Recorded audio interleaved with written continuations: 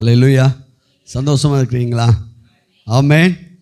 கர்த்தர் நல்லவர். இதை பார்த்து கொண்டிருக்கிற உங்களுடைய வாழ்க்கையிலையும் கூட இந்த நாளிலே ஒரு பெரிய மாற்றத்தை கர்த்தர் உங்களுக்கு தரப்போகிறார்.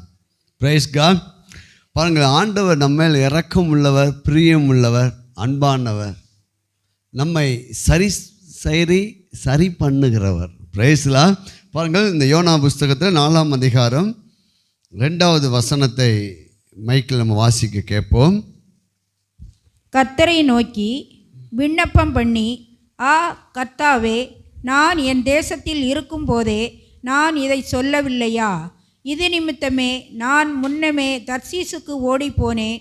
நீர் இரக்கமும் மன உருக்கமும் நீடிய சாந்தமும் மிகுந்த கிருபையும் உள்ளவரும் தீங்குக்கு மனஸ்தாபப்படுகிறவருமான தேவனென்று அறிவேன். பிரேஸ்லால். யோனா புஸ்தகம் 4ஆம் அதிகாரம் 2வது வசனம். நீர் இரக்கமும் மன உருக்கமும் நீடிய சாந்தமும் மிகுந்த கிருபை உள்ள தேவன். அல்லேலூயா. தேவனை குறித்து இந்த நாளில் நாம் தியானிக்க போகிறோம். இந்த யோனாவுடைய வாழ்க்கை மூலமாய் கிறிஸ்து எப்படி இந்த 4 அதிகாரத்திலே கிறிஸ்து எப்படி வெளிப்படுகிறார் என்பதை பார்க்க போகிறோம். இந்த 1வது அதிகாரத்தை நம்ம வாசித்து பார்த்தோமானால், இந்த யோனா என்பவன் யார் என்றால், யோனா ஒரு தீர்க்கதரிசி. ஆனால் யோனா என்பதுக்கு என்ன அர்த்தம் அப்படின்னா புறா. அல்லேலூயா. என்ன அர்த்தம்? புறா. நேராய் கர்த்தருடைய வார்த்தை கடந்து வருகிறது. அப்பொழுது இந்த யோனா செய்த மிஸ்டேக் நமக்கு ஒரு பாடமாக இருக்கிறது. அல்லேலூயா. ஆண்டவர் இந்த யோனா என்றால் சமாதானத்தின் அடையாளம்.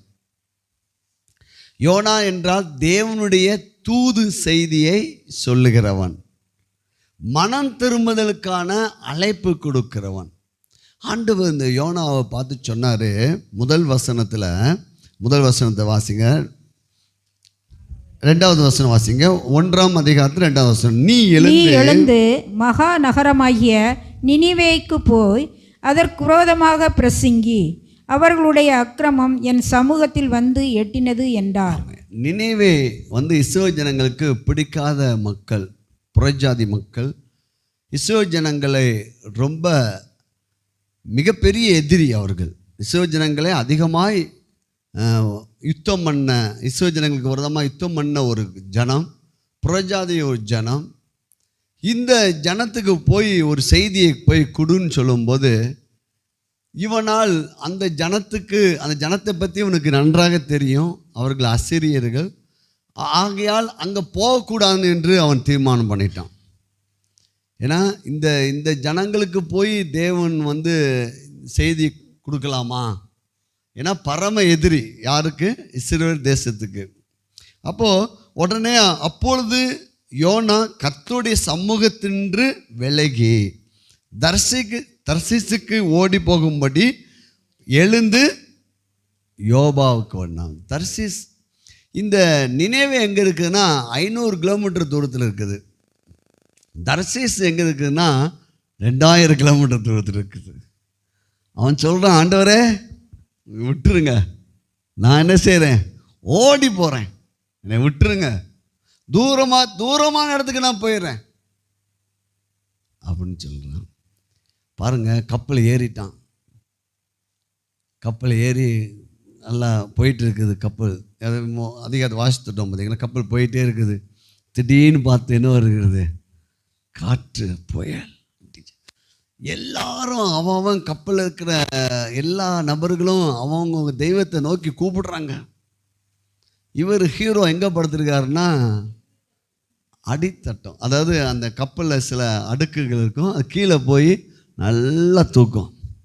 இல்லையா? ஏன்னா இவருக்கு தெரியும், நம்ம தேவன் சொன்னதுக்கு எதிராக செயல்படும்போது தூக்கம் என்ன செய்கிறது? நன்றாக வருகிறது. போய் நல்லா தூங்குறான். இங்கே இந்த 1வது அதிகாரத்தில் தேவன் நம்மை எங்கும் அவர் ஆளுகை செய்கிறார் என்பதை நம்ம புரிந்து கொள்ள வேண்டும். சங்கீத புஸ்தகம் 139 சங்கீதம் அதில் 3வது வசனத்தை எடுத்து நீங்கள் வாசித்து பார்த்தீங்கன்னா சங்கீதக்காரன் சொல்கிறான், உமக்கு மறைவாக நான் எங்கே ஓடுவேன், உமக்கு மறைவாக நான் எங்கே போனாலும் நீர் என்ன செய்கிறேன் இருக்கிறீர் ஆண்டவரே. பாருங்க, சீக்கிரமா எடுத்து வாசிங்க. நான் நடந்தாலும் படுத்திருந்தாலும் என்னை சூழ்ந்திருக்கிறீர். அல்லேலூயா. ஆமென். ஆண்டவர் எங்கும் ஓமனி பிரசன்ட், அவர் எங்கும் வியாபித்திருக்கிறார். நம்முடைய வாயிலிருந்து சொற்கள் வருவதற்கு முன்பாகவே நம்ம என்ன சொல்ல போறோம்னு அவருக்கு நம்முடைய கடந்த காலம் தெரியும், நிகழ்காலம் தெரியும், எதிர்காலமும் தெரியும். சொல்கிறான், நான் படுத்திருந்தாலும், நான் உட்கார்ந்து இருந்தாலும், நான் நடந்தாலும் என் வழிகள்லாம் உமக்கு தெரியும். சரணடைஞ்சிடணும். அல்லேலூயா. ஆண்டவரே, எல்லாமே நீ அறிந்திருக்கிறீர். கீழே வாசிங்க சீக்கிரம். என் நாவில் சொல் பிறவாதற்கு முன்னே இதோ கர்த்தாவே அதையெல்லாம் நீர் அறிந்திருக்கிறீர். முற்புறத்திலும் பிற்புறத்திலும் நீர் என்னை நெருக்கி உமது கரத்தை என் மேல் வைக்கிறீர். அல்லேலூயா. இது சிலங்களில் நம்ம இஷ்டத்துக்கு செயல்படணும்னு நினைப்போம். ஆனால் அப்போ நமக்கு ஏன் ஆண்டவர் விட மாட்டேங்கிறாரு, ஏன் ஆண்டவர் என் இஷ்டத்துக்கு விட மாட்டேங்க, கொஞ்சம் கஷ்டமாக இருக்கும். இப்போ ஒரு சின்ன பையன் இருக்கான், அவங்க அப்பா வந்து அவன் ஷோல்டரில் அப்படி அமுக்கி பிடிச்சா யாருக்கு வலிக்கும்? அல்லேலூயா. நம்ம அதை முற்புறத்துலேயும் பிற்புறத்தில் என்ன செய்யறான், நெருக்கி. கீழே வாசிங்க. உமது கரத்தை என் மேலே வைக்கிறீர். இந்த அறிவு எனக்கு மிகுந்த ஆச்சரியமும் எனக்கு எட்டாததே உயரமாய் இருக்கிறது. அல்லேலூயா. தேவனுடைய பிள்ளைகளுக்கு ஒரு பெரிய ஒரு சாக்கியம் என்னன்னா, தேவ திட்டத்தை விட்டு, தேவனுடைய சமூகத்தை விட்டு, தேவனை விட்டு நீங்கள் விலகி போனீங்கன்னா அவருடைய அன்பான கரம் உங்களை அப்படியே போகாதபடிக்கு என்னெல்லாம் ஆண்டவர் செய்வாரோ அதெல்லாம் செய்வார். அல்லேலூயா. ஏன்னா நம்ம பாருங்கள், நம்ம பிள்ளை இருக்குது, நம்ம பிள்ளை போய், சின்ன பிள்ளைங்க போய் நெருப்பை போய் தொட்டா எந்த தவப்பனா விடுவானா? என்ன செய்வான்? போய் முதல்ல சொல்லுவாங்க. ஒரு 5 வயசு பிள்ளை இருக்குன்னு வச்சுங்க, பூமுனா போய் தொடாதப்பா அப்படின்னு சொல்லுவாங்க. திரும்பவும் போய் தொட்டா இப்படி அடிச்சு இழுத்துடுவான். அல்லேலூயா. Praise the Lord. பாருங்க, அடுத்த வசனம் பாருங்க. உம்முடைய ஆவிக்கு மறைவாக எங்கே போவேன், உம்முடைய சமூகத்தை விட்டு எங்கே ஓடுவேன். நான் வானத்திற்கு ஏறினாலும் நீர் அங்கே இருக்கிறீர். நான் பாதாளத்தில் படுக்கை போட்டாலும் நீர் அங்கேயும் இருக்கிறீர். நான் விடியற்காலத்து செட்டைகளை எடுத்து சமுத்திரத்தின் கடையாந்தரங்களிலே போய் தங்கினாலும் அங்கேயும் உமது கை என்னை நடத்தும். அல்லேலூயா. கரங்களை தட்டி பிரைஸ் தி லார்ட். ஆண்டவரே சொல்லுங்க, ஆண்டவரே என்னை சூழ்ந்திருப்பதுக்காக நன்றி. ஆனால் இந்த யோனா மாதிரி என்ன செய்யக்கூடாது. இப்போ ஆண்டவருக்கு தெரியும் யோனா எங்கே போயிட்டுருக்கிறான், ஆப்போசிட்டில் போயிட்டுருக்கிறான். தெற்க போச்சோன்னா வடக்க. அப்போ உடனே காற்று புயல் அட்டுக்கு எல்லாரும் பயப்படுறாங்க.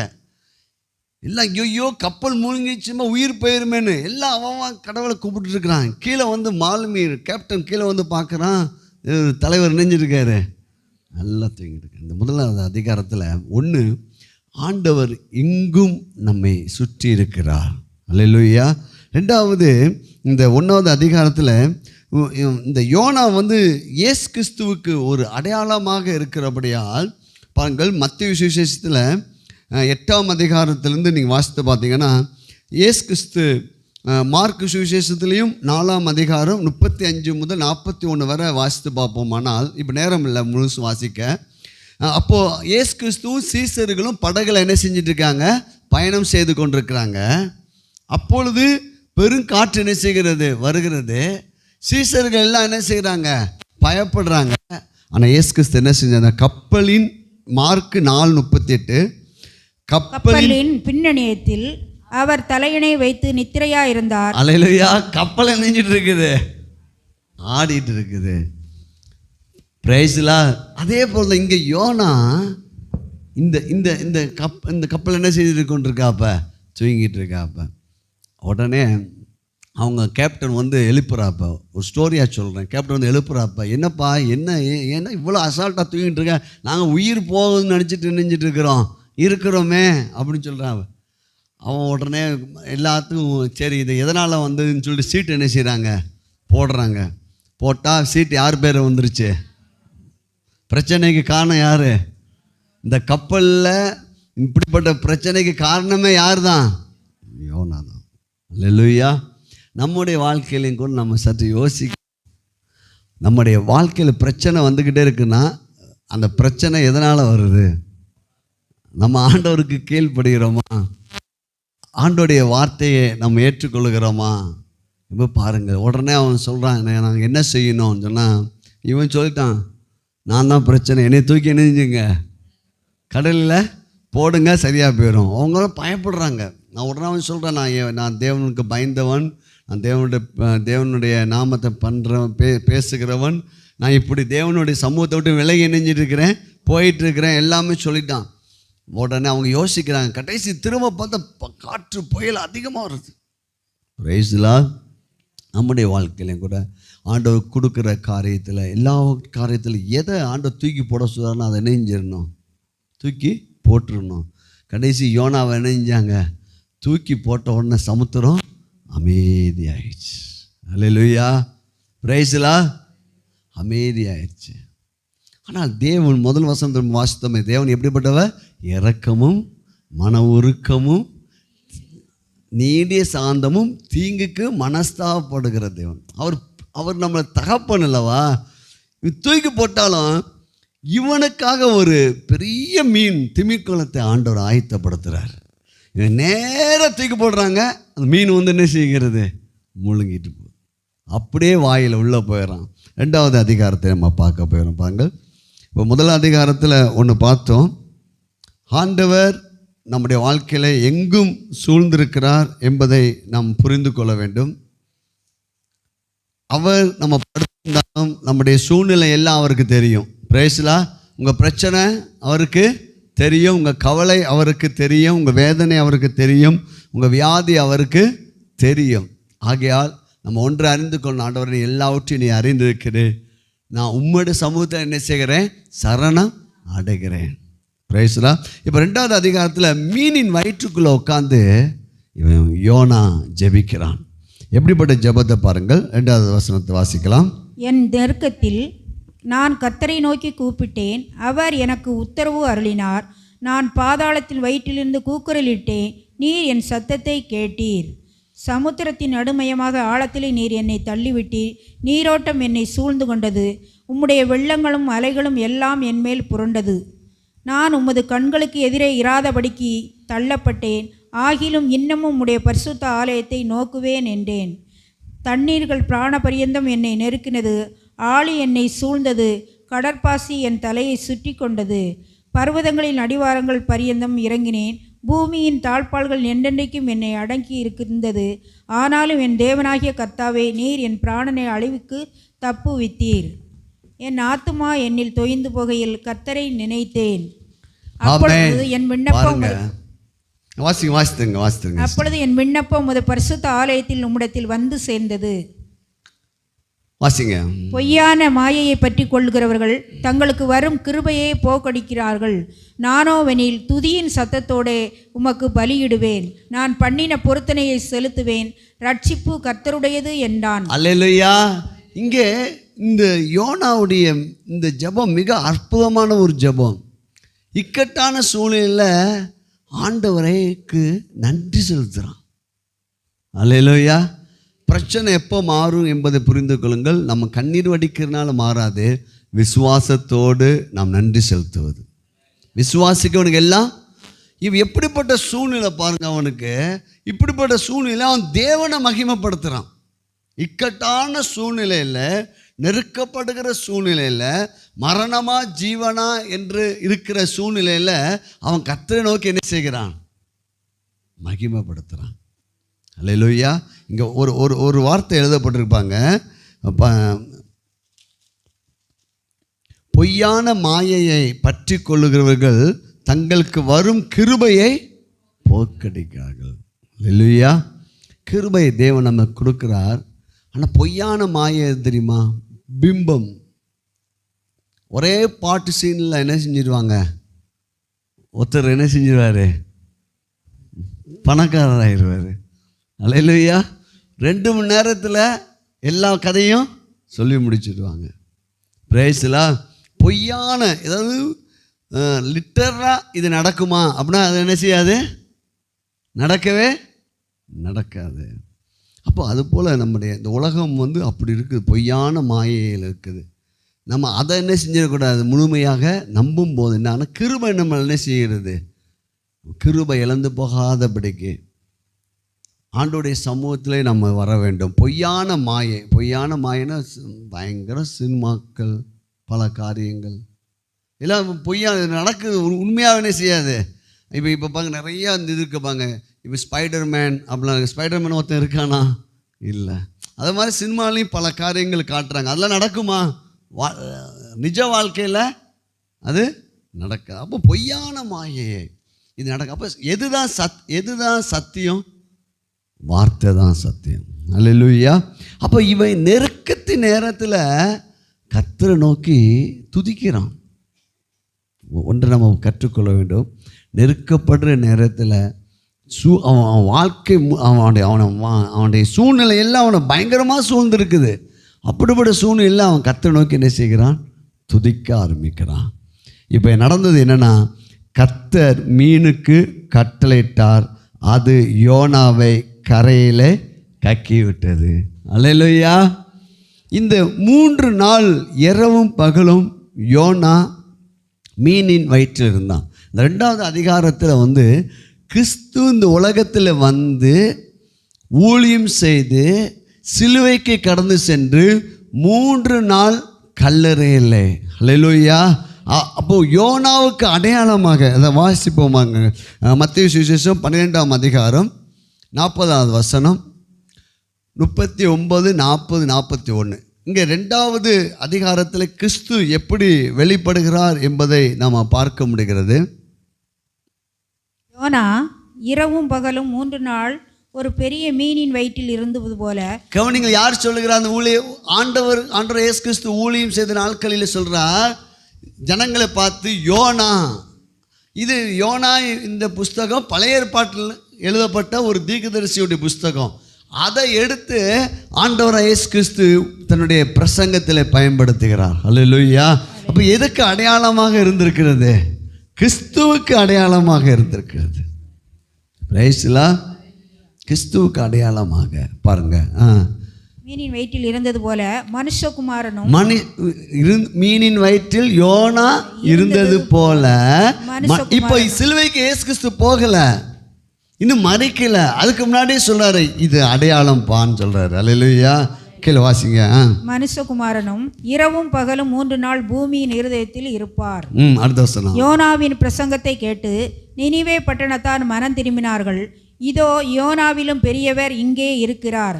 ஆதலால் நியாய தீர்ப்பு நாளிலே நினிவே பட்டணத்தார் இந்த சந்தையாரோடு எழுந்து நின்று இவர்கள் மேல் குற்றம் சுமத்துவார்கள். தென் தேச ராஜஸ்திரீ. போதும் கவனிங்கள். இங்கே ஒரு அற்புதமான கிறிஸ்துவை குறித்த ஒரு வெளிப்பாடு. வேதாகமத்தில் இருக்கிற 66 புஸ்தகமும் கிறிஸ்துவையே காண்பிக்கின்றது. அல்லேலூயா. ஒவ்வொரு வார்த்தையும் நம்ம யாருடைய வார்த்தை தான்? ஆதியிலே வார்த்தை இருந்தது, அந்த வார்த்தை தேவனிடத்திலிருந்து, அது தேவனாய். அப்போ ஒவ்வொரு வார்த்தையும் ஒவ்வொரு சம்பவங்களும் யாரை நோக்கி தான் வந்து கொண்டிருக்கிறது? கிறிஸ்துவுக்கு அடையாளமாக. பிரைஸ்லா. இப்போது அங்கே சொல்லப்பட்டிருக்கிற அந்த காரியத்தில் பார்க்கும்போது, அந்த 2வது அதிகாரத்தில் முதல் காரியம், அது தேவனுடைய மீனின் வயிறு என்பது இங்கே கல்லறை. பிரைஸ்லா. கல்லறை. மீனின் வயிறு என்பது இங்கே கல்லறை. யோனாவை உயிரோடு வெளியே வந்தது. இப்போ அடுத்த வசனம் பார்த்தீங்கன்னா 3ஆம் அதிகாரத்தில் கர்த்தர் மீனுக்கு கட்டளையிட்டார், அது யோனாவை கரையிலே கக்கி விட்டது. இயேசு மரித்து உயிர்த்தெழுந்து கடந்து வந்தது போல. அல்லேலூயா. யோனா 3 நாள் எதில் இருக்கிறான்? மீனின் வயிற்றில். அப்போ அந்த 2வது அதிகாரத்தில் நம்ம என்ன பாடம் கற்றுக்கொள்ள வேண்டும் என்றால், எப்படிப்பட்ட நெருக்கத்தின் மத்தியிலையும் நம்ம முறுமுறுக்கக்கூடாது. அல்லேலூயா. இப்போ யோனா எங்கே மனம் திரும்புகிறான்? மீனின் வயிற்றுக்குள்ளே உட்காந்து நினைக்கிறான். அப்போ சில நெருக்கங்கள், சில பாடுகள், பிரச்சனைகள் வரும்போது நம்ம முறுமுறுக்காமல் அந்த நேரத்தில் ஆண்டவரை நோக்கி நம்ம என்ன செய்யணும்? மகிமைப்படுத்தணும். ஹல்லேலூயா. அப்போது பாருங்கள், இவன் ஜெபம் கேட்கப்படுகிறது. எப்போ நம்ம துதிக்கணும்னா, நெருக்கப்படுகிற நேரங்களில், பிரச்சனை சூழ்ந்திருக்க நேரத்தில், மரணமாக ஜீவனாக இருக்கிற நேரத்தில் நம்ம யாரை நோக்கி துதிக்கணும்? கர்த்தரை நோக்கி துதிச்சான். கர்த்தரை நோக்கி துதிச்சா என்ன நடந்துச்சு? நானோ வெண்ணில் துதியின் சத்தத்தை உமக்கு பலியிடுவேன், நான் பண்ணின பொருத்தனைகளை செலுத்துவேன். என்ன ஆண்டவரே, நான் உமக்கு என்ன செய்வேன்? கீழ்ப்படுகிறேன். அல்லேலூயா. உடனே இப்போ 3 நாள் இந்த மீன் சாப்பிடாமல் வந்திருக்குது. இல்லையா? இந்த மீன் டைஜஷன் ஆயிடுச்சு. என்ன ஆகிருக்கும்? யோனா என்ன ஆயிடுவாப்ப பாருங்கள். இது அற்புதம் பாருங்கள். யோனா மீனின் வயிற்றில் இருந்தது பெரிய அற்புதம்.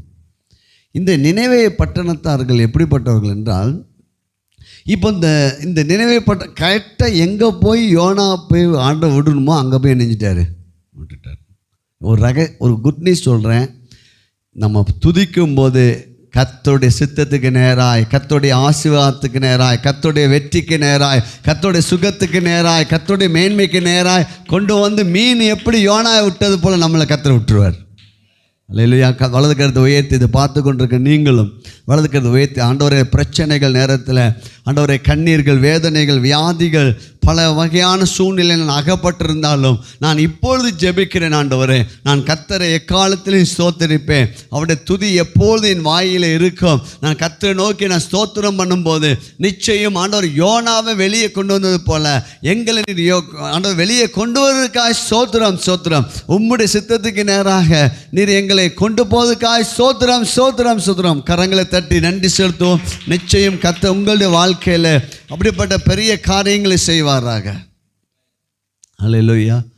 முதல் அதிகாரத்தில் அவருடைய பிரசனம் எங்கும் இருக்குது.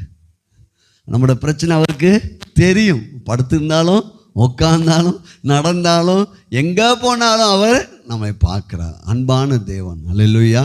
2வது அதிகாரத்தில் நம்ம இப்படிப்பட்ட சூழ்நிலையை நம்ம கர்த்தரை நோக்கி கூப்பிட்டோமானால் கர்த்தர் பதில் கொடுப்பார். இவன் கீழ்ப்படியாமைக்குள்ளே போயிட்டான். ஆனால் கர்த்தரை நோக்கி என்ன செய்கிறான்? துதிக்கிறான். கர்த்தர்கிட்ட வாரான். ஆண்டவர் திரும்ப என்ன செய்கிறார்? அவனுக்கு உதவி செய்கிறார். அதே மீன் தான் ட்ராவல் பண்ணியிருக்குது.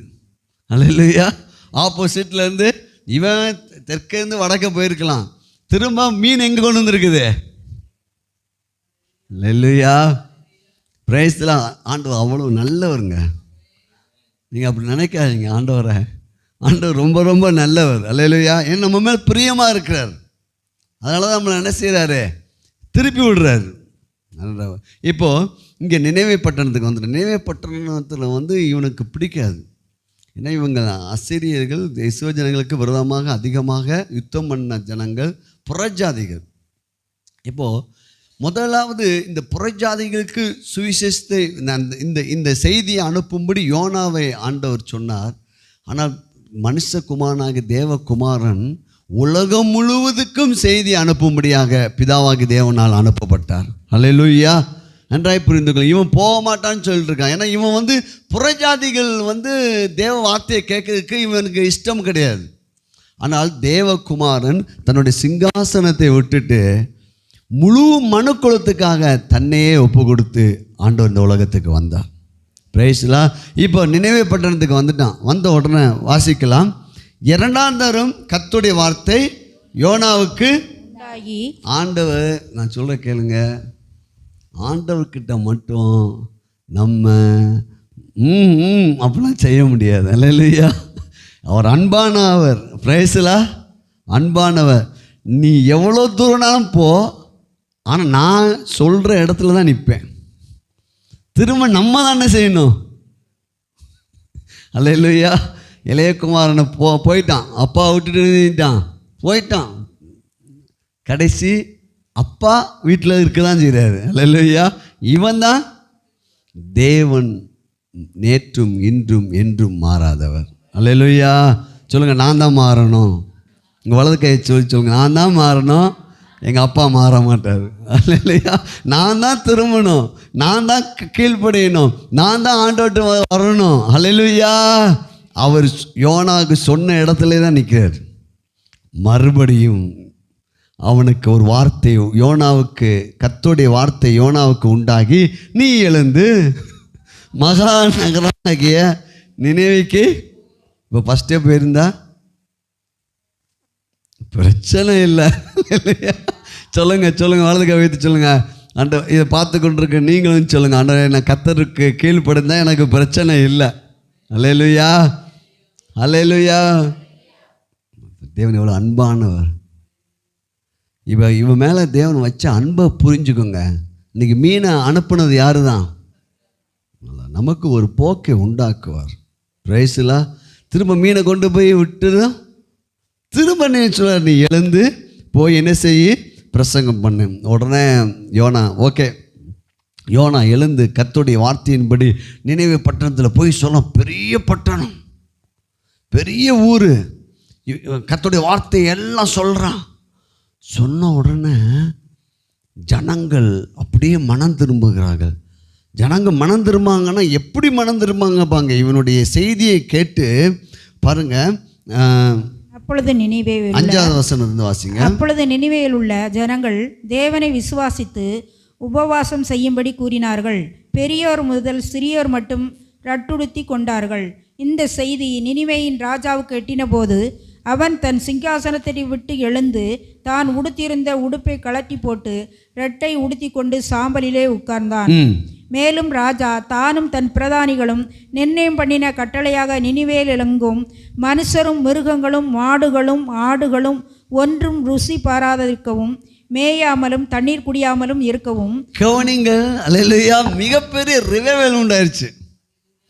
இவன் கடுப்போடு பிரசங்கம் பண்ணுறான். அல்லேலூயா. இவங்களுக்கெல்லாம் செய்தி சொல்லவான்னு சொல்லி இவன் 40 நாள் தான் எல்லாம் அவுட்ரா. நீங்கள் எல்லாரும் ஏன்னா ஏற்கனவே அவனுக்கு அவங்க மேலே என்ன ஒரு பகை. இப்போ சொல்ல 40 நாள் தான் உங்களை ஆண்டவர் நெஞ்சிடுவார், அழிச்சிடுவார்ன்னு சொல்லிட்டு பிரசங்கம் பண்ணிட்டான். பாருங்க, இவனுடைய செய்தி ஒரு எழுப்புதலை உண்டாக்கியது. அல்லேலூயா. பாருங்க, மாடுலேருந்து மிருகத்திலிருந்து எல்லாமே ஃபாஸ்டிங். ராஜாவிலிருந்து கீழே மனுஷன் மிருகம் எல்லாமே அணைஞ்சிட்டாங்க. முழு தேசமும் மனம் திரும்பிடுச்சு. அல்லேலூயா. எப்படிப்பட்ட ஒரு எழுப்புதல் பாருங்க. அல்லேலூயா. இப்போ நம்ம போய் சுவிசேஷம் சொல்கிறோம், இந்த பட்டணமே மனம் திரும்பினா எப்படி இருக்கும்? கைகளை தட்டுங்க. அல்லேலூயா. அப்படிப்பட்ட ஒரு மிகப்பெரிய ஒரு திட்டத்தை யோனாவுக்கு வச்சுருந்தார்.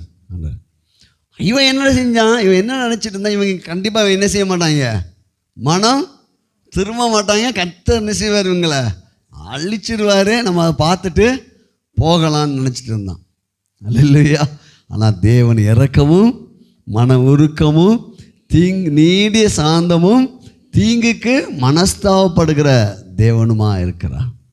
அப்போது உடனே 10வது வசனம் 3:10 வாசிங்க. அவர்கள் தங்கள் பொல்லாத வழியை விட்டு திரும்பினார்கள் என்று தேவன் அவர்களுடைய கிரியைகளை பார்த்து தாம் அவர்களுக்கு செய்வேன் என்று சொல்லியிருந்த தீங்கை குறித்து மனஸ்தாபப்பட்டு அதை செய்யாதிருந்தார். அல்லேலூயா. எப்படி இந்த 2வது அதிகாரத்திலிருந்து 3வது அதிகாரத்தில் யோனா அந்த மீனின் வயிற்றிலிருந்து வெளியே வந்தது போல கிறிஸ்து கல்லறையிலிருந்து 3ஆம் நாளிலே உயிர்த்தெழுந்தார். அல்லேலூயா. இவன் 40 நாள் அளவு போய் பிரசங்கம் பண்ணா. இயேசு கிறிஸ்து அப்போஸ்தலர் நடபடிகள் 1ஆம் அதிகாரம் 3வது வசனம் சொல்கிறது, அவர் பாடுபட்ட பின்பு 40 நாள் அளவும் அப்போஸ்தலருக்கு தரிசனமாகி தேவனுடைய ராஜ்யத்துக்கு உரியவைகளை அவர்களுடனே பேசி. அல்லேலூயா. எத்தனை நாள் பிரசங்கம் பண்ணார்? எத்தனை நாள் பேசினார், சந்தித்தார்? 40 நாள். இங்கே உயிர்த்தெழுந்த இயேசு இந்த உலகத்துக்கே சுவிசேஷம் கொண்டு போகிற சீசர்களை பார்த்து 40 நாள் என்ன செஞ்சார்? தரிசனம். இங்கே யோனா 40 நாள் என்ன செஞ்சான்? நினைவில் எப்படி இருக்குவாங்க பழைய ஏற்பாடு.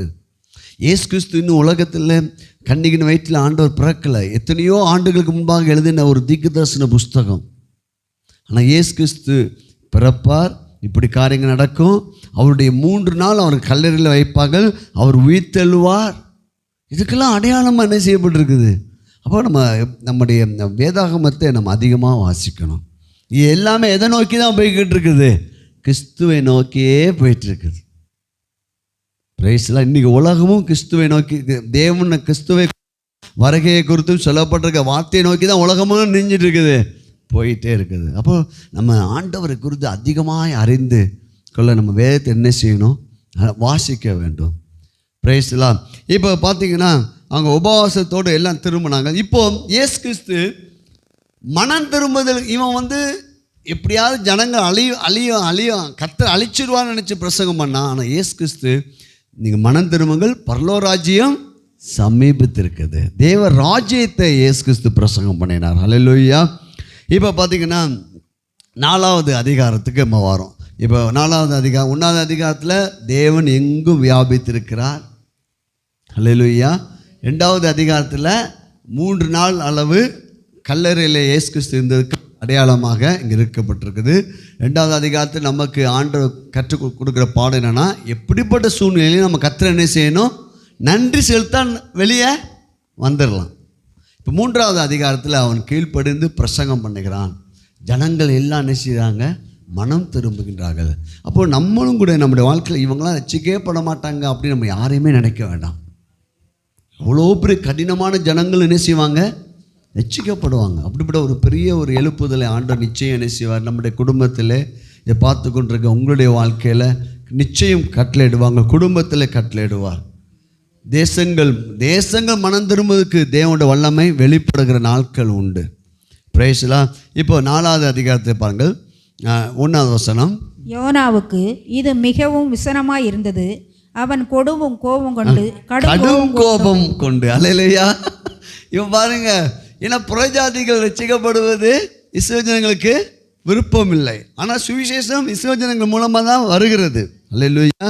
பாருங்க, கடும் கோபமாகி இப்போ பேசுறான் பாருங்க, இப்போ சொல்றான் பாருங்க, கர்த்தரை நோக்கி விண்ணப்பம் பண்ணி, கர்த்தாவே, நான் என் தேசத்தில் இருக்கும் போதே நான் இதை சொல்லவில்லையா? ஆண்டவரே, நீ ரொம்ப ரொம்ப இரக்கம் உள்ளவர், நீ ரொம்ப சாந்தம் உள்ளவர், எனக்கு தெரியும் ஆண்டவரே. இப்போ அவனுடைய தன்மை, அவனை எப்படி மன மாற்றத்தை அடைக்கிறார் சொல்லுங்க. வாங்க கீழே வாசிங்க. இது நிமித்தமே நான் முன்னமே தர்சீசுக்கு ஓடி போனேன், நீர் இரக்கமும் மன உருக்கமும் நீடிய சாந்தமும் மிகுந்த கிருபை உள்ளவரும் தீங்குக்கு மனஸ்தாபப்படுகிறவருமான தேவன் என்று அறிவேன். அல்லேலூயா. இவன் என்ன நினச்சிருக்கான்னா, இந்த ஜனங்களை ஃபுல்லாக ஆண்டவர் அப்படியே பாருங்க. இயேசு கிறிஸ்து ஊழியம் செய்த நாட்களிலும் கூட இயேசு கிறிஸ்துக்கு விரோதமாக அவர்கள் அந்த ஜனங்கள் வந்தபோது கூட அந்த சீசர் சொன்னாங்க, ஆண்டவரே நீர் கட்டளையிடும், இப்போதே அக்கினியை கொண்டு எலியா அக்கினி இறக்குனது போல இவங்க நினைஞ்சிடலாம், அழிச்சிடுவோம் ஆண்டவரே அப்படின்னு சொன்னாங்க. கூட இருந்தவங்க அப்படி தான் இருந்தாங்க. அல்லேலூயா. அப்போ ஆண்டவர் என்ன சொன்னார் தெரியுமா? நீங்கள் எந்த ஆவியை உடையவர்கள்? ஆண்டவர் சொன்னார், உங்களை சபிக்கிறவங்களை நீங்கள் என்ன செய்யணும்? உங்கள் மேலே பொய்யா சொல்கிறாங்களா, உங்களை திட்டுறாங்களா, உங்களை எப்பயும் வேதனைப்படுத்துகிறாங்க, அவங்களுக்காக நீங்கள் என்ன செய்யணுமா? கருத்தாக செவிக்கணுமா? இல்லையா? பிரைஸ்லா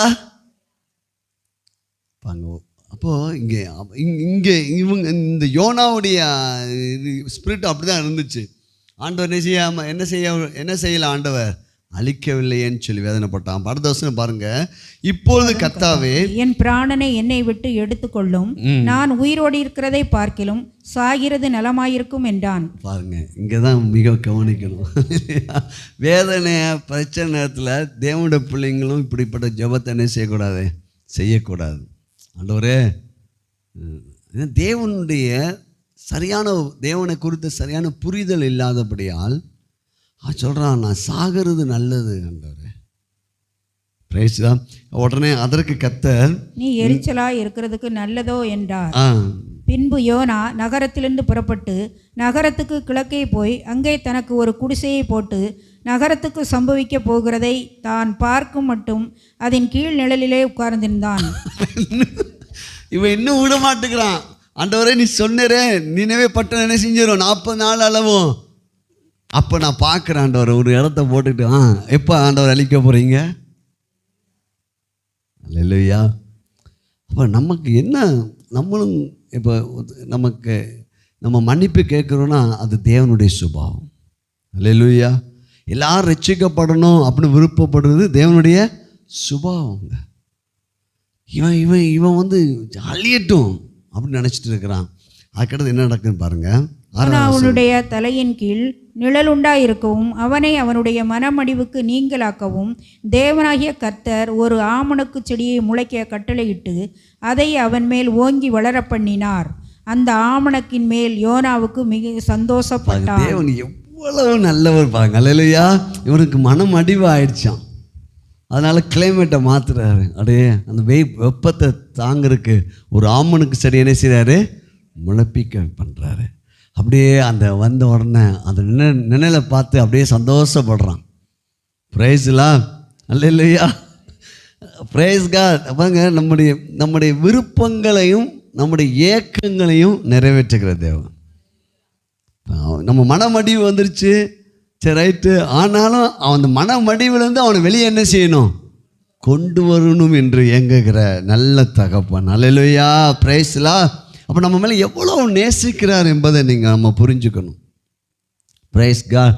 அப்போ உடனே அடுத்த வசனம் பாருங்க. இப்போ மறுநாளிலோ கிழக்கு வெளுக்கும் நேரத்தில் தேவன் ஒரு பூச்சியை கட்டளையிட்டார். அது ஆமணக்கு செடியை அரித்து போட்டது. அதனால் அது காய்ந்து போயிற்று. சூரியன் உதித்த போது தேவன் உஷ்ணமான கீழ்காற்றை கட்டளையிட்டார். அப்பொழுது வெயில் யோனாவுடைய தலையில் படுகிறதினால் அவன் சோர்ந்து போய் தனக்குள்ளே சாவை விரும்பி, நான் உயிரோடு இருக்கிறதை பார்க்கலும் சாகிறது நலமாயிருக்கும் என்றான். அல்லேலூயா. பாருங்க, திரும்ப திரும்ப அவனுக்குள்ள ஏன்னா மனம் மடிவு வருமானால் சத்துருடைய திட்டம் இதுதான். திருடவும் அழிக்கவும் வருது. ஒரு பிரச்சனை வந்தால் நம்ம எதை தான் விரும்புறது, வேண்டாண்டவர் இந்த வாழ்க்கை. அல்லேலூயா. அப்போ உடனே அடுத்த வசனம், அப்பொழுது தேவன் யோனாவை நோக்கி, நீ ஆமணக்கு நிமித்தம் எரிச்சலாய் இருக்கிறது நல்லதோ என்றார். அதற்கு அவன், நான் மரண பரியந்தமும் எரிச்சலாய் இருக்கிறது நல்லதுதான் என்றார். அல்லேலூயா. என்னமா தேவன் அவனோட இடைபடுறாரு பாருங்க. அவனுக்கு வேதனை இப்போ என்ன ஆயிடுச்சு, இப்போ ஜனங்களை விட்டுட்டு அவன் பார்க்கணும். ஆமனுக்கு செடி அந்த நிழல் நல்லா இருந்துச்சே, அதுவும் நமக்கு வாய்க்காமல் போயிடுச்சேன்னு சொல்லி வேதனைப்படுறான். அந்த பூச்சி வந்து நெஞ்சிருச்சு, அந்த செடியை ஃபுல்லாமே அழிச்சிருச்சு. அதற்கு கர்த்தர், நீ பிரயாசப்படாததும் நீ வளர்க்காததும் ஒரு ராத்திரியிலே முளைத்ததும் ஒரு ராத்திரியில அழிந்து போனதுமான ஆமணக்குக்காக பரிதவிக்கிறாயே. அல்லேலூயா. இவனுக்கு பாருங்க, இவன் விதை விதைக்கல, திடீர்னு அதுவா அணிஞ்சிருச்சு, முளைச்சு அவனுக்கு அப்படியே சந்தோஷத்தை கொடுத்துச்சு. இப்போ இவனை பரிதவிப்பு எதை நோக்கி வந்துருச்சு, ஆமணக்கு செடியை நோக்கி. எப்பா தேவன் எப்பயுமே சொல்லுங்க, தேவனுடைய சிச்சை என்பது வார்த்தை மூலமாக தான். அல்லேலூயா. நோயை கொடுத்து நம்மளுக்கு என்ன செய்ய மாட்டாரு, நோய் அவர்கிட்ட இல்லையே, நன்றாக புரிந்துக்கோங்க. வார்த்தை மூலமாக தான் நம்மளை என்ன செய்வார், சரி பண்ணுவார். இப்போ பாருங்க, இப்போ அவனுக்கு ஒரு பாடம் கற்றுத்தருகிறார். நீ விதைக்கல, நீ முளைக்க பண்ணல, அதுவாகவே ஒரு நாள் ராத்திரியில் முளைச்சிச்சு, அதுவாகவே அழிஞ்சு போச்சு. இந்த ஆமணக்கு செடிக்காக நீ இவ்வளவு பரிதவிக்கிற. தீர்க்கதரிசியுடைய பரிதவிப்பு எங்கே போயிடுச்சு, ஆமணக்கு மேலே. இப்போ கேள்வி கேட்குறாரு ஆண்டவர், கேட்குறாரு. அதற்கு கர்த்தர், நீ பிரயாசப்படாதும் நீ வளர்க்காததும் ஒரு ராத்திரியிலே முளைத்ததும் ஒரு ராத்திரியிலே அழிந்து போனதுமான இந்த ஆமனுக்காக பரிதவிக்கிறாயே, வலது கைக்கும் இடது கைக்கும் வித்தியாசம் அறியாத 1,34,000 பேருக்கு அதிகமான மனுஷரும் அநேக மிருக ஜீவன்களும் இருக்கிற மகா நகரமாகிய நினைவுக்காக நான் பரிதவியாமல் இருப்பேனோ. அல்லேலூயா, பிரேஸ்லா. இப்போதான் அவனுக்கு யோனாவுக்கு என்ன செய்கிறது, பிரேஸ்லா. அப்போது தேவன் வந்து நம்ம மேலே அக்கறையாக இருக்கிறாருங்க. இங்கே வந்து இந்த நினைவே என்பது புறஜாதி. இன்றைக்கி உலகத்தையே ரட்சிக்கும்படி தேவன் தம்முடைய குமாரனை இயேசுவே கொடுத்தார். இன்றைக்கி பிரசங்கம் பண்ண இன்றைக்கும் ஆண்டவர் நமக்காய் கடைசி சொட்டு ரத்தத்தை சிந்தி நம்மை மீட்டெடுத்தார். இன்னும் இயேசுவை அறியாதவர்கள், இயேசுவுக்கு விரோதமாக இருக்கிறவங்களையும் ஆண்டவர் நேசிக்கிறார். அவங்களும் கண்டிப்பாக வரணும்னு சொல்லி தேவன் விரும்புகிறார். அப்போது ஒன்று இந்த இந்த இந்த இந்த யோனா புஸ்தகத்து மூலமாக நம்ம கற்றுக்கொள்கிற ஒரு பாடம் என்னென்னா, நம்மளை தேவன் விசாரிக்கிறார், நம்மேல் இரக்கம் படுகிறார். அது மாத்திரமில்லை, ரட்சிக்கப்படாத ஜனங்கள் மேலேயும் தேவன் இரக்கம் பாராட்டுகிறார் நன்றாய் நம்ம புரிந்து கொள்ள வேண்டும். இப்போ முதலாவது அதிகாரத்தில் நம்முடைய அவர் உங்களை விசாரிக்கானபடினா உங்கள் கவலையெல்லாம் அவர் மேலே, உங்களுக்கு இன்னும் தேவை என்பதை உங்கள் பரமபிதா அறிந்திருக்கிறார். ஆனால் படுத்தாலும் உட்கார்ந்தாலும் எழுந்தாலும் எங்கே ஓடினாலும் ஆண்டரை விட்டு நம்ம எங்கே இணைஞ்ச முடியாது, ஓட முடியாது. அல்லையா, ஒரு கயிறு வச்சுருப்பாருன்னு வச்சுக்கோங்க. ஒரு பொதுவாக எக்ஸாம்பிள் சொல்கிறேன்.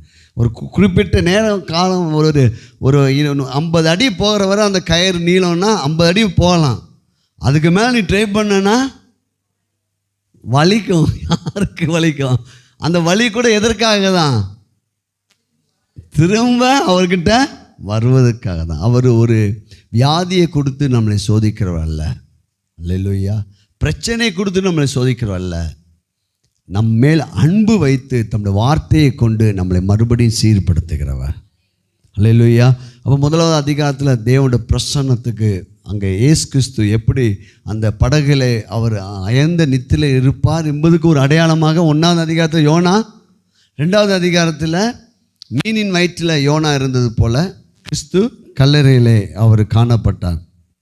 அப்போது தேவனுடைய அழைப்பிலிருந்து நம்ம ஓட முடியாது. அல்லேலூயா.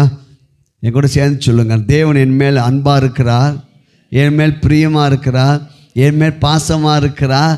அவருடைய அன்பை விட்டு அவருடைய பாசத்தை விட்டு என்னால் எங்கேயும் ஓட முடியாது. அல்லேலூயா. அன்பின் கயிறுகளால் நம்மளை கட்டுறாராம். எந்த கயிறுனால? அன்பின் கயிறுனால். ஆண்டவர் நம்மளை ஒரு நாள் டைவர்ஸ் பண்ண மாட்டார். அல்லேலூயா. நீங்கள் டைவர்ஸ் பண்ணியிருந்தீங்கன்னா இன்றைக்கி என்ன செஞ்சுருங்க, லிப்பிலே கொடுத்துருங்க. அல்லேலூயா. Price God. அவர் நம்மளை விட்டு விலகுவதும் இல்லை, நம்மை கைவிடுவதும் இல்லை.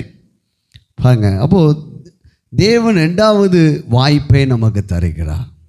யோனாவுக்கு திரும்ப ஒரு வாய்ப்பை. ஏன்னா தேவன் இரக்கம் உள்ளவர்.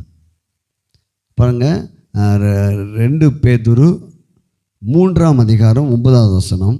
தாமதிக்கிறார் என்று சிலர் எண்ணுகிறபடி கர்த்தர் தமது வாக்குத்தத்தத்தை குறித்து தாமதியாமல் இராமல் ஒருவரும் கெட்டு போகாமல் எல்லாரும் மனம் திரும்ப வேண்டும் என்று விரும்பி நம்மேல் நீடிய பொறுமை உள்ளவராய் இருக்கிறார். நம்ம எப்படி இருக்காராம்? நீடிய பொறுமை. 2வது வாய்ப்பை ஏன் தராரு? நம்ம மேலே நீடிய பொறுமை. எல்லாரும் நீ ஏன் இயேசு கிறிஸ்து உடனே ஏன் இன்னும் வரவில்லை? அவர் தாமதிக்கிறார் என்று. ஏன்னா இன்னும் ஜனங்கள்லாம் ரட்சிக்கப்படணுமே.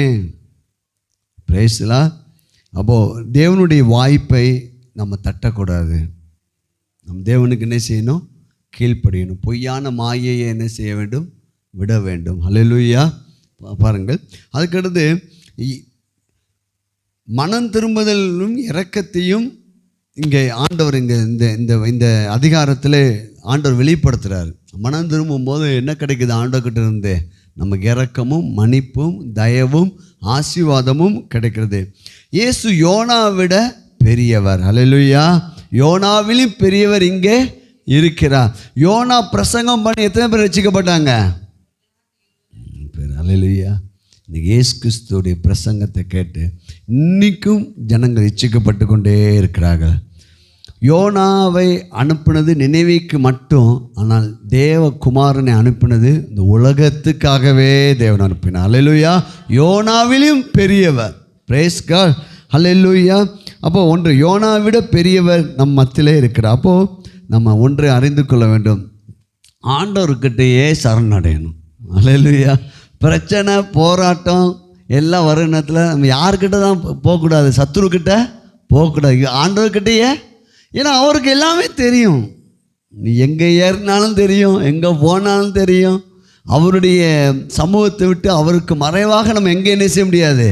ஒளிந்து கொள்ள முடியாது. அப்போ யார்கிட்ட தான் சரணடையலாம்? அப்பா கிட்டே சரணடைய. எல்லாம் எழுந்து நிற்போமா? Glory to Jesus. ஆண்டவரே, உண்மை நாங்கள் துதிக்கிறோம், உண்மை ஸ்தோத்திக்கிறோம். இந்த நாளுக்காக நன்றி செலுத்துகிறோம். ஆண்டவர், இந்த 4 அதிகாரத்தின் மூலமாக எங்களோடு கிறிஸ்துவை வெளிப்படுத்தினதுக்காக நன்றி செலுத்துகிறோம். ஆண்டவரை உண்மை துதிக்கிறோம். பிரச்சனை நேரத்தில் ஜீசஸ் அப்படியே படகுல அமைதியாக தூங்குறார். அதுக்கு என்ன அடையாளம்னா, நீ பயப்படாத, பதறாத. புயலும் காற்றும் உன் படகை அலக்களிக்குதா, நீ பயப்படாத, நீ பதறாத. உன் படகுல இயேசு இருக்கிறார். அல்லேலூயா. இதை பார்த்து கொண்டிருக்க உங்களுடைய வாழ்க்கையை பார்த்து ஆண்டவர் சொல்கிறாரு, உங்களுடைய வாழ்க்கையில், உங்கள் குடும்பத்தில், உங்களுடைய பிள்ளைகளுடைய வாழ்க்கையில், உங்கள் வேலை ஸ்தலத்தில், உங்களுடைய பிஸ்னஸில் எவ்வளோ புயலும் அடித்தாலும் நீங்கள் கலங்காதீங்க. உங்கள் படகுல இயேசு இருக்கிறார். உங்கள் வலது கழுத்தை உயர்த்தி சொல்லுமா, எந்த சூழ்நிலையும் நான் பயப்பட மாட்டேன், என் படகு மூழ்காது. காரணம், என் படகுல ஜீசஸ் இருக்கிறார். உங்கள் படகு மூழ்காது, மூழ்க விட மாட்டார். அல்லேலூயா. 2வது அதிகாரத்தில் நம்ம எப்படிப்பட்ட நெருக்கமான சூழ்நிலையும் நம்ம நன்றி செலுத்தி நம்ம துதிப்போமானால் வெளியே வந்துடும். ஒப்பாரி வைக்கக்கூடாது. ஒப்பாரி வச்சா மீன் நெஞ்சிருக்கோம், யோனாவை டைஜஷன் பண்ணி விட்டுருக்கோம். அல்லேலூயா. அது சொல்லுங்கள், இயேசுவின் நாமத்தால் நான் நன்றி நன்றி நன்றி நன்றின்னு சொல்லி நான் விசுவாசித்து இந்த சூழ்நிலையிலேருந்து நான் வெளியே வருவேன். கர்த்தர் யோனாவை, அந்த மீனை கொண்டு போய் அந்த யோனாவை வெளியேற்றினது போல் என்னுடைய வாழ்க்கையில் இருக்க எல்லா பிரச்சனையிலேருந்து நான் வெளியே வருவேன். பிரேஸ்லா. அல்லேலூயா. 3வது, நான் கர்த்தருக்கு கீழ்ப்படிவேன். பிரேஸ்கா. கர்த்தருடைய சித்தத்துக்கு என்னை அர்ப்பணிக்கிறேன். கர்த்தருடைய திட்டத்துக்கு என்னை அர்ப்பணிக்கிறேன். கர்த்தருடைய வார்த்தைக்கு நான் என்ன செய்கிறேன்? அர்ப்பணிக்கிறேன். 4வது, இந்த உலகத்தில் இருக்கிற ஜனங்கள் மேலே நான் பரிதவிக்கிறேன். இந்த ஜனங்கள், என் குடும்பம், என் உறவினர்கள், மற்றவர்களும் ரட்சிக்கப்பட வேண்டும் என்று நான் விரும்புகிறேன். என் தேவ விருப்பமும் அப்படியாகவே இருக்கிறது. ஆண்டவர் சொன்னார், நீ ஒரு ஆமணக்கு செடிக்காக பரிதவிக்கிறாயே, வலது கைக்கும் இடது கைக்கும் வித்தியாசம் அறியாத ஜனங்கள், இந்த ஜனங்களுக்காக நான் பரிதவியாமல் இருப்பேனோ அப்படி கேட்க. அதோடு யோனா முடிச்சிட்டான். அப்போ அல்லேலூயா. அப்போ தேவன் இரக்கம் உள்ளவர். இந்த சுவிசேஷத்தை நம்மளால் மற்றவங்களுக்கு என்ன செய்யணும்? சொல்லணும். ஆண்டவர் எல்லார் மேலேயும் இரக்கம் உள்ளவராக இருக்கிறார். நம்ம எப்படி மன்னித்தாரோ அதே போல் மற்றவங்களையும் மன்னித்து ஏற்றுக்கொள்ள அவர் ஆயத்தமாக இருக்கிறார். ஸ்தோத்திரம் பண்ணுவோம். ஆண்டவரே, உம்மை துதிக்கிறோம், உம்மை ஸ்தோத்திக்கிறோமாப்பா. ஆண்டவரே, நீ இரக்கமும் மகா உருக்கமும், நீ மன்னிக்கிறவரும், எங்களை விசாரிக்கிற தேவனாக இருக்கிறீர். எங்களுக்காக நீ வழிகளை உண்டாக்குற கர்த்தராக இருக்கிறீர். இந்த யோனாவை மனமாற்றம் அடைவதற்கு ஆண்டவர் பயன்படுத்தினது 1 மீன், 2வது ஆமணக்கு செடி, 3வது புழு, 4வது ஒரு உஷ்ண காற்று. அல்லேலூயா. ஆண்டவர் நம்முடைய வாழ்க்கையில் நம்மை சீர்படுத்த கர்த்தர் நம்முடைய வார்த்தையை பயன்படுத்தி நம்மை பலப்படுத்தி நம்மளை மறுபடியும் அவருடைய ஸ்தானத்தில் கொண்டு வந்து வைக்க அவரால் முடியும். கரங்களை தட்டி நன்றி செலுத்துவோம். சோதரம் சோதரம் சோதரம் சோதரம். ஆண்டவரே, நீ நல்லவர், நீ நல்லவர், நீ நல்லவர், நல்லவர் நல்லவர் நல்லவர் நல்லவர். ஆண்டவரே, இரக்கம் உள்ளவர். அப்போ அவருடைய சமூகத்தில் உங்களை முற்றிலும் நீங்கள் ஒப்பு கொடுத்து விடுங்கள். நிச்சயம் கர்த்தர் இப்போ இருக்கிறத பார்க்கலாம் பெரிய காரியங்களை கர்த்தர் உங்கள் வாழ்க்கையில் செய்வார். யோனாவுக்கு மீட்பை கொடுத்த போல கர்த்தர் உங்களை வியாதியிலிருந்தும் கஷ்டத்திலிருந்தும் பிரச்சனையிலிருந்தும் வெளியே கொண்டு வருவார். உங்கள் வாழ்க்கை ஆசீர்வாதமாய் மாறும். God bless you.